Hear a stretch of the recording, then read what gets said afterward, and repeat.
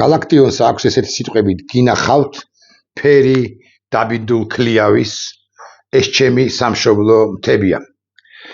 გადავაკეთებ თქვენის ნებართვით. გინახავთ ფერი დაბინდულ ქლიავის ფერი, თავდაცვის მინისტრის ფერი, თავდაცვის მინისტრი დაბინდული ქლიავის ფერი. ეს ჩემი თავდაცვის მინისტრია. თავდაცვის მინისტრი ჩვენს სინამდვილეში ჩვენს ქვეყანაში არის ირაკლი ჩიქოვანი. კაცი, რომელსაც მე კარგად ვიცნობ და თავდაცვის უწყება, ისე როგორც თავად ბატონი ჩიქოვანი, ავრცელებს ამგვარ ინფორმაციას ამ ცოტა ხნის წინ, ახლა ჩავხედავ ზუსტად როდის. არ ჩანს სამწუხაროდ, მოკლედ არც თუ დიდი ხნის წინ. თავიდან ბოლომდე ჩავიკითხავ. საქართველოს თავდაცვის მინისტრი ბელგიის სამეფოში იმყოფებოდა ირაკლი ჩიქოვანმა ბრიუსელში რამშტაინის ფორმატის რიგით 33 შეხვედრაში მიიღო მონაწილეობა. უნდა შევაქო ბატონი ჩიქოვანი, განსხვავებით ჯუანშერ ბურჭულაძე აწუკვე პატიმრისაგან, ის ორ სიტყვას ამბობს ხოლმე უკვე იმ შეხვედრებზე, იმ არის მეოთხე თუ მეხუთეა მისი მონაწილეობით რამშტაინის ფორმატში გამართული შეხვედრები. ჯუანშერ ბურჭულაძეს ფურცელი და კალამიც კი არ ეჭირა. არ იწერდა, რას ამბობენ კოლეგები, რომლებიც ამ ფორმატში მონაწილეობენ. მოკლედ ჩიქოვანი შეუდარებლად ჭყალებში მაინც ჩაუსვათ ეს სიტყვა, უკეთესი მინისტრია ვიდრე მისი წინამორბედი აწპატიმარი ჯუანშერ ბურჭულაძე. ახლა მე კომენტარებს სულ კი არ გავაკეთებ, უბრალოდ ამის თქმა მომინდა.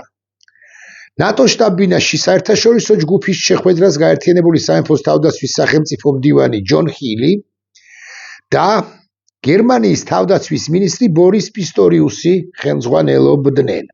ეს გვარი პისტორიუსი გერმანიის თავდაცვის უწყების ხელმძღვანელისა გთხოვთ დაიმახსოვროთ, იმიტომ რომ ის ერთ-ერთი მთავარი ფიგურანტია ჩემი დღევანდელი ვიდეო ბლოგისა.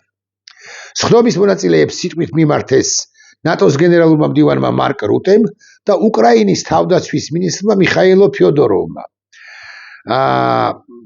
ამ უკანასკნელზე მხოლოდ დადებითი უნდა ითქვას, რა საკვირველია, ეს ახალგაზრდა კაცი არის ისტორიული ფიგურა, უკვე ხაზგასმით მინდა ვთქვა. ისტორიული ფიგურა, იმიტომ რომ მან პირისპირ შეხვედრისას დაუსაბუთა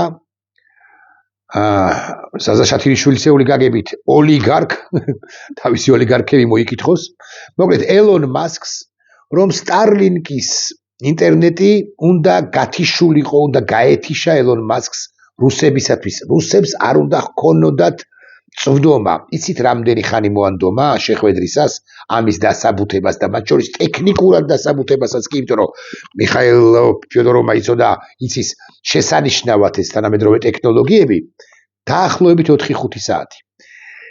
გავბედავ და ვიტყვი, რომ მე დეტალურად ვიცი, იმ პირებისაგან ვიცი, ვინც ახლდა ფიოდოროვს ამ ხსენებულ მასკთან შეხვედრაზე, ამ შეხვედრის დეტალები. უშუალოდ იმ პირებისაგან ვიცი, გუშინ გახდა რამდენიმე ისეთი ამბავი ჩემთვის ცნობილი, რომელთა საჯარო გამხელაც არც შემიძლია. მაგრამ მე ვიცი ერთი-ერთზე ჩაკეტილი მიხაილო ფიოდოროვი და ელონ მასკი რა თემებზე საუბრობდნენ და ეს ყველაფერი ამ ჯგუფს, რომელთან ერთადაც იმყოფებოდა, ამბობს რომ თავდაცვის ახალმა მინისტრმა უკრაინისა. კაცმა, რომელიც ასე რომ ამბობენ ხოლმე დაფრინავს. ძალიან მაგარია. მათ შორის პირველ ყოვლისა ტექნოლოგიების თვალსაზრისით არის მაგარი და უახლოეს ხანებში თქვენ გაიგებთ, ერთ ამას კი გაგიმხელთ, უახლოეს ხანებში თქვენ გაიგებთ ის 50 ფლამინგოს ტიპის რაკეტა, რომელიც უკრაინას ჰქონდა, რამდენად 30 გახარჯულია და დანარჩენი 20 როგორ იქნება გამოყენებული და კიდევ როგორ დაიწყება გაგრძელდება ხსენებული ფლამინგოს ტიპის რაკეტების, რომლებსაც სხვადასხვა სუსტი დამიზნება არ აქვს, უმრავლესობას კი არც ეს, მაგრამ სუსტი დამიზნების იარაღად რაკეტად როგორ გადაკეთდება და რა რაოდენობას აწარმოებს უკრაინა უახლოეს ხანებში. შეხვედრას, მაგრამ ეს მეორე ხარისხოვანი თემაა და ამიტომ არ მინდა რომ მაინც და მაინც დიდი დრო დავუთმო. შეხვედრას ალიანსის წევრი და პარტნიორი ქვეყნების თავდაცვის უწყებების ხელმძღვანელები ჯონ ჰილი მათ შორის და გერმანიის თავდაცვის მინისტრი ბორის პისტორიუსი დაიმახსოვრეთ ეს გვარი ესწრებოდნენ დაესწრდნენ. უკრაინას ხომ მოგასავათ ხდომის მონაწილეება უკრაინაში მიმდინარე ომის ვითარება მიმოიხილეს და სამხედრო დახმარების საჭიროებაზე იმსჯელეს. ბატონ ჩიქოვანს ირაკლის მიმართავ. დელტას ბაზაზე გაკეთებული ერთი რაღაცა იარაღსაც არ ვიტყვი, აღჭურვილობა. სულ 17 წალი, ან 23 წალი. რატომ არ შეიძლება რომ გადასცეთ? ხო მონაწილეობთ ამ რამშტაინის ბაზაზე, ხო? გაოცებული უყურებთ და უსმენთ ამა თუ იმ სახელმწიფოს თავდაცვის უწყების ხელმძღვანელს, რომელიც აცხადებს, რომ აი მე გადავცემ ამდენ და ამდენ ტყვია წამალს. არავინ არ ითხოვს თქვენგან ტყვია წამალს. დელტას ბაზაზე გაკეთებული არ ვიცი რამე ჩავშალ ტექნიკას არ გულისხმობდა ბრონირებულ მანქანა დიდგორს. მაგრამ აი გამნაღმველები რო გაქვთ მარაგში. გამნაღმველები კი არა, რო აღმოაჩენს ეს რა ქვია მაგას დეტექტორები. ის რო გადასცეთ 17 წელი რა მოხდება? მესმის ბატონ ივანიშვილი შემოგწყდებათ. ბატონ ივანიშვილი არა მარტო შემოგწყდებათ, არამედ შეიძლება დაგიჭიროთ კიდეც. აქედან გამომდინარე ვერ რისკავთ. წუდია და ასე შემდეგ. რამშტაინის ფორმატი ამერიკის შეერთებული შტატების ინიციატივით, ეს უკვე ბექგრაუნდია. 22 წლის აპრილში ჩამოყალიბდა, 25 წლის 13 თებერვლიდან კი მას გაერთიანებული სამეფო გერმანიასთან ერთად უწევს კოორდინაციას. ხო და იმახსოვრეთ რომ ქვეყანასთან ერთად. ეს ინფორმაცია წავიკითხე თუ არა თავდაცვის უწყების სოციმედიის გვერდზე, ჩამოვსკროლე იქ ვიღაცები ჩვენს მინისტრს ამარჯვებას წარმატებას უსურვებენ.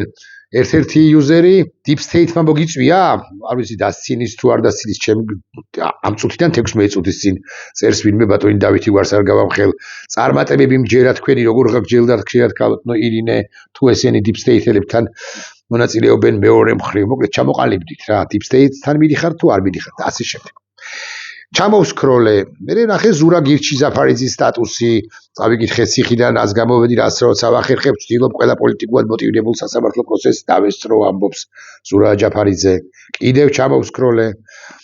გერმანიის ელჩი საქართველოსთან და მხოლოდ 3 წლიანი მისია აკავშირებს ტოპს და მივაგენი გადავეყარე შალვაია პაპუაშვილს.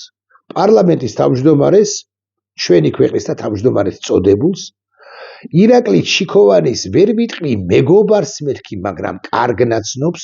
ჩიქოვანი არის თავდაცვის უწყების ხელმძღვანელი, ეს კაცი არის პარლამენტის თავმჯდომარედ წოდებული. და მოვუსმინოთ, კი არა, ჩავიკითხოთ, რას ამბობს შალვაია პაპუაშვილი. სხვათა შორის ირაკლის მიმართავ, რასაც ამბობს, ეს თქვენთვისვე მაზიანებელია და მე უკვე გაგიმხელთ მე თქვენ საზოგადოებას, რა უთხრა ხსენებულმა გერმანიის თავდაცვის მინისტრმა, უკვე ხსენებულ, ბევრჯერ ხსენებულ ირაკლი ჩიქოვანს, სწორედ შალვა პაპუაშვილის ამ და სხვა განცხადებებისა და გამო.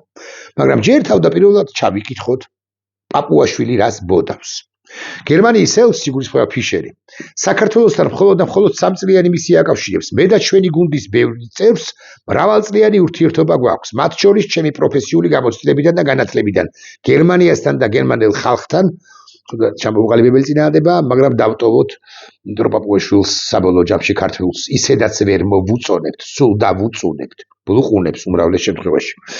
მისი ანუ ელჩის წუხილი რა მოსატანია იმ წუხილთან თურმე წუხს ბატონი პაპუაშვილი, რაც ჩვენ გვაქვს, იმის გამო თუ რა უქნეს ქართულ-გერმანულ ურთიერთობას, იმ ხელმძღვანელობა, რომელიც ფაქტობრივად აგურ ნაშენი 30 წლიანი მეგობრობა ჩვენ ორ ქვეყანას შორის და ხელისუფლებას შორის, რომელიც გენშერის დროიდან დაიწყო და რეპუტაცია გერმანიისა განსაკუთრებით მაღალი იყო ქართული საზოგადოების შორის, დედა რამხელა წინააღმდებაა და დღეს ოდესაც ადამიანებს საზოგადოებას ხვდები, მეკითხებიან რა სჭირს გერმანიას, რატომ იქცევა ასე. ამბობს პაპუაშვილი გერმანიაზე. რომ დავაზუსტოთ, იმიტომ რომ იმდენად ბევრი თანწყობილი წინააღმდება, აღრეული ქვეწყობილ წინააღმდებასთან, რომ სიმართლე გითხრათ, მე პაპუაშვილზე ქართულის ბევრად უკეთ ვწოდნე, უკეთ ვწერ, უკეთ მეტყველებ, უკეთ ვაზროვნებ, მე ვერ მივყვები. გულახდილად გეტყვი, მე კი არა, ქალბატონ მზექალა შარიძეს რო დაუდო ეს ტექსტი, ქალბატონ მზექალა დიდხანს აცოცხლოს ღმერთმა რასაკვირველი. ქვეყანა, რომელმაც პირველი საელჩო გახსნა საქართველოში, მისი ელჩის სახით წარმოდგენილია ქართველი ხალხის თვალში ისე თითქოს არის ქვეყანა, რომელიც პირველი უთხრეს ძირს ქართულ დემოკრატიას. და იმახსოვრეთ ეს სიტყვაც, თითქოს პირველი უთხრეს ძირს ქართულ დემოკრატიას. ამას გვეკითხება ჩვენი მოსახლეობა რას ჭირს, რა დაემართა გერმანიასო? პაპუაშვილი ამბობს, რომ მოსახლეობა, რომელიც ხვდება მას, ელაპარაკება არა ფასებზე, ინფლაციაზე, ლარის დევალვაციაზე, მძიმე ეკონომიკურ სოციალურ ურთიერთობებზე, კი არა ვითარებაზე, საგარეო ურთიერთობაზე, უსაფრთხოებაზე, რუსეთთან მომდინარე საფრთხეებზე, განათლებაზე, კულტურაზე, ჯანდაცვაზე და ასე შემდეგ, არამედ ფიშერს რა ჭირსო და ფიშერის სახით გერმანიას რა ჭირსო და პაპუაშვილი რომელიც გერმანიაში ნასწავლი კაცია, კობახიძის არ იყოს დიუსელდორფის უნივერსიტეტის კურსდამთავრებული, პაპუაშვილი გერა კობახიძე, პაპუაშვილი ამბობს, რომ აი ეს არის ჩვენი სოფლის მოსახლეობის კოლაგი, არის ეს სოფელი, კახეთში. კოლაგელების წუხილიო. კოლაგელების თბილისშიო, კოლაგელები თბილისშიც არიან, ცხოვრებულები. და კოლაგელების კოლაგშიო. ეს არის წუხანავაზე ბეტონებო, მეგობრებო და ძვირფასებო და საყვარლებო. რა დაემართა გერმანიასო? რომ მისი ელჩი ცდილობს ძირი გამოუთხაროს ქართულ დემოკრატიასო, ეს ქართული დემოკრატიაც კობახიძის არ იყოს, თითქოს ოქსფორდი იყოს ან კემბრიჯი.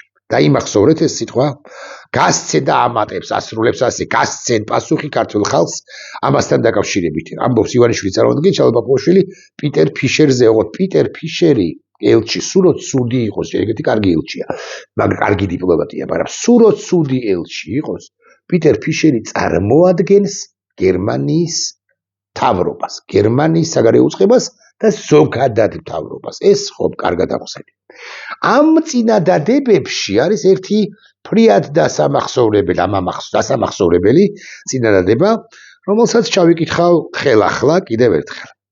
ესე იგი, ჩვენ ორ ქვეყანას ხელისუფლებას შორის, რომელიც გენშერის დროიდან დაიწყო და რეპუტაცია გერმანიისა განსაკუთრებით მაღალი იყო ქართული საზოგადოებას შორის, ბატონ პაპუაშვილის ქართულის მასწავლებელი გამაცნოს უმჯობეს არს და დღეს, როდესაც ადამიანებს საზოგადოებას ხვდები, მეკითხებიან რა სჭირს გერმანიას. რატომ იქცევა ასე? ახლა ეს წინადადება დაიმახსოვრეთ, რა სჭირს გერმანიას და ავსქროლოთ ისევ და ავსქროლოთ ვიდრე ირაკლი ჩიქოვანის თაობაზე, თავდაცვის უწყების ხელმძღვანელის თაობაზე, ნიუსს მივაქციოთ ყურადღება, ნიუსამდე. ამ ბელგიაში გამართული, ბრიუსელში გამართული რამშტაინის 33 შეხვედრაში მონაწილეობა კი მიიღო თავდაცვის მინისტრმა ირაკლი ჩიქოვანმა, მაგრამ გაგიკვირდებათ და არ გაგიკვირდებათ მას დაახლოებით, ასე ამბობ ხოლმე 22 წამიანი მეთქი, მაგრამ ცოტა მეტი. დაახლოებით 1 წუთიანი გადაკვეთა ჰქონდა, ახლა მართლა ყუმივით ხო არ დაჯდება და ახლა პირში წყალს ხო არ ჩაიგუბებს. ბურჭულაძისაგან განსხვავებით, მას ან უკეთ იცის ინგლისური ბურჭულაძეზე, ამას ვაღიარებ და ვადასტურებ და მომსწრევარ, ეგ რა მაგის პასუხია, როგორც იცის ჩიქოვარმა ირაკლიმ ხო არ გწყინს ჩვენ საერთო ნაცნობებს, ან თავად ირაკლის ხო არ წqins ეს რო ვლაპარაკობ, მაგრამ რა ვქნათ, თქვა მართლისა, სიმართლისა, ხესა შეიქს ხმელსა ნედლად, თქვა მართლისა, სიმართლისა, არ ვიცი ამ თვით გამოასწორებს ჩიქოვანსა ხმელსა ნედლად. მოკლედ, ჩიქოვანმა იცის უკეთ ინგლისური და ჩიქოვანი ყუმივით ვერზის და არზის რამშტაინის ფორმატის ფორმატის შეხვედრებზე მეოთხე თუ მეხუთე შეხვედრაში მონაწილეობს ის. აი ამ ბოლო შეხვედრისას ის გადაეკვეთა ჩემს მიერ უკვე ხსენებულ გერმანიის თავდაცვის მინისტრს გახსოვდგვარი ბორის პისტორიუსს და ბორის პისტორიუსმა არა მაინც და მაინც ამ განცხადებაზე შალვა პაპუაშვილისა, არამედ შალვა პაპუაშვილის და სხვათა განცხადებებზე, რომლებიც გერმანიას, კონკრეტულად ფიშერს და ზოგადად გერმანიას ეხება, ირაკლი ჩიქოვანს და ესეც პირველი პირებიდან ვიცი, ვინც იქ იყო, კითხა, კი, მაგრამ რატომ გვაგინებთ? შეიძლება ეს სიტყვა გვაგინებთ არ წარმოუთქვამს, მაგრამ სულ მინიმუმ სიტყვა გვაკრიტიკებთ, რას გვერჩით, აი ამ შინაარსით, ამ კონოტაციით, ამ მიმართულების ამგვარი სიტყვა გამოიყენა ბორის პისტორიუსმა ირაკლი ჩიქოვანთან დაახლოებით 1 წუთიანი კომუნიკაციის დროს. როგორ გონიათ, რა პასუხი ჰქონდა ირაკლი ჩიქოვანს? მე მაქვს პასუხი, კი არა, მე ვიცი რაც უპასუხა ირაკლი ჩიქოვანმა, უფრო ზუსტი რო ვიყო, რა არ უპასუხა და როგორ არ უპასუხა. ირაკლი ჩიქოვანმა გაიღიმა, ირაკლი ჩიქოვანმა უხერხულად გაიღიმა ირაკლი ჩიქოვანმა წაიბუტბუტა, რაც არ ვიცით რა წაიბუტბუტა, ანუ რაღაცა თქვა, მაგრამ არც უთქვამს. დაახლოებით ამგვარი იქნებოდა ეს მისი პასუხი ამ რიტორიკულ კითხვაზე, რომ არა იცით რა, მაგრამ არ გაგი როგორ გეკადრებ და ასე შემდეგ. მაგრამ ირაკლი ჩიქოვანმა ვინ და ირაკლი ჩიქოვანმა იცის, რომ შალვა პაპუაშვილი ანტიგერმანულს ვინჩივის, ანტიდასავლურსაც ვინჩივის, ანტიდემოკრატიულსაც ვინჩივის. ხო, პრორუსულსაც ვინჩივის ხალხო. ირაკლი ჩიქოვანმა იცის, რომ შალვა პაპუაშვილი პრორუსულს და ანტისახელმწიფო, ანტიქართულ თამაშს თამაშობს. და უხერხულ მდგომარეობაში ჩააგდო ირაკლი ჩიქოვანი და დღეან ქვეყანა არაერთხელ. ირაკლი ჩიქოვანი და დღეან ქვეყანა არაერთხელ შალვა პაპუაშვილმა თავისი აი ამ ენაჭარტალობითა და დიდი გრძელი ენის გამო, ანუ რო ვერ აკონტროლებს და არ აკონტროლებს. უბრალოდ არ აკონტროლებს კი არა, მოსკოვიდან იღებს დავალებებს და იმიტომაც ამბობს ასე წარმოთქვას. აი ირაკლი ჩიქოვანი გაგიკვირდებათ და მე ხომ მას არ ვიცავ. და არა იმიტომ რომ ის ჩემი ნაცნობია, მოსკოვიდან დავალებებს არ იღებს. გაგიკვირდებათ და ირაკლი ჩიქოვანს თავისი ხლართები აქვს ხელისუფლებასთან. ვინც ის და იქნება უნდა კიდეც წასვლა, მაგრამ ვერ ახერხებს და ასე შემდეგ და ასე შემდეგ. ხო, შალვა პაპუაშვილი ირაკლი ჩიქოვანის წინააღმდეგ. ასე დავარქმევი. ამას არ ეხება მაინც და მაინც ეს ვიდეო ბლოგი, მაგრამ შალვა პაპუაშვილი მათ შორის ირაკლი ჩიქოვანსაც უთხრის ძირს. ირაკლი ჩიქოვანს, რომელსაც ჯერაც ეპატიჟებია რამშტაინის ბაზაზე და მე ხანდახან კი წამცდენია მithქვავს, რომ რა ჯანდაბა უნდა ჩიქოვანს დასავლელ პარტნიორებთან, მაგრამ იქნება და ხსენებულმა პისტორიუსმა ან სხვა რამე უთხრან რომელიღაც ეტაპზე, ამით სხვა შორის საფრთხის ქვეშ დააყენონ მისი პერსონა, იმიტომ რომ ბიზნა ივანიშვილი შეიძლება გადამწარდეს თუ გაიგებს ამ ყველაფერს, მაგრამ იყოს ჩიქოვანი იქნება და რამ უთხრან ოდესმე და უფრო მძიმე სიტყვების, ვიდრე აქამდე აქვს მოსმენილი, იმიტომ რომ ირაკლი ჩიქოვანი უსმენს ჯუანშერ ბურჭულაძისაგან განსხვავებით და სისულელებს არ აყრანტალებს, სიმახინჯეებს და რუსულობებს არ აყრანტალებს შალვა პაპუაშვილის მსგავსად. ოღონდ არ ვიცავ ჩიქოვანს, რო იცოდეთ და არც და აღარც და ვიცავ ალბათ. ნახვამდის.